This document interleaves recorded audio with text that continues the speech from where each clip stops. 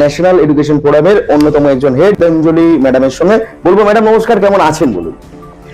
পৃথিবীর অন্যতম বৃহত্তম গণতান্ত্রিক দেশে কিভাবে ভোটের ডেট ডিক্লেয়ার হতে পারে? প্রচুর সময় নষ্ট হয়ে গেল এটা করতে যে এসআইআর হতেই দেওয়া হবে না। ফোর ফ্রন্টে যারা রয়েছে, যারা একদম ওপর তালিকার যারা অফিসাররা, তারা নিশ্চয়ই এই কাজগুলো করেনি।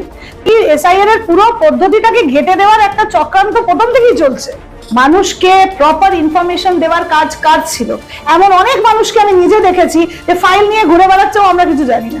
ও যাও তো, মানে তোমার কাছে কি ডকুমেন্টস আছে যার জন্য প্রমাণ হবে তুমি ভারতীয় নাগরিক?